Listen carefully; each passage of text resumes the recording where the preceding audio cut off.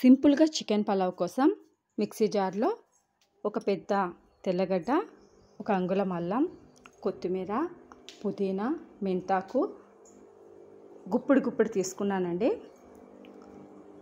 లవంగాలు, యాలకులు, చెక్క, జాపత్రి వేసుకొని దీనిలోనే పచ్చిమిరపకాయలు వేసి మిక్సీ కొట్టి మెత్తగా పేస్ట్ చేసి పెట్టుకోవాలి. తర్వాత ఒక ప్రెషర్ కుక్కర్లో నెయ్యి కావాలంటే నెయ్యి, ఆయిల్ కావాలంటే ఆయిల్ వేస్ట్ చేసుకోవచ్చు అండి. నేనైతే గీతో చేశాను. ఆయిల్ వేసుకొని 2 మీడియం సైజ్ ఆనియన్స్ పొడుగు ముక్కలు కట్ చేసి బాగా కొంచెం వేగితే చాలండి. వేగిన తర్వాత ఈ గ్రీన్ మసాలా అంతా వేసి బాగా ఫ్రై చేసుకోవాలి. మసాలా పచ్చివాసన పోయిన తర్వాత చికెన్ వేసి బాగా మిక్స్ చేసుకోవాలి.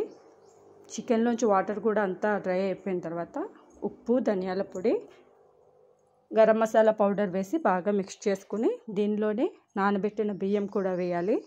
వేసి కొద్దిసేపు బాగా మిక్స్ చేసుకోవాలండి.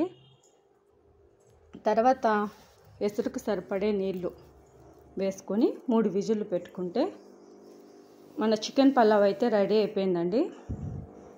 టేస్ట్ అయితే చాలా బాగుంది. హడావిడి లేకుండా తక్కువ టైం ఉన్నప్పుడు ఇలా చికెన్ పలావ్ చేసుకుంటే టేస్ట్ చాలా బాగుంటుంది. నచ్చితే లైక్ చేయండి, షేర్ చేయండి, సబ్స్క్రైబ్ చేయండి. Thank you.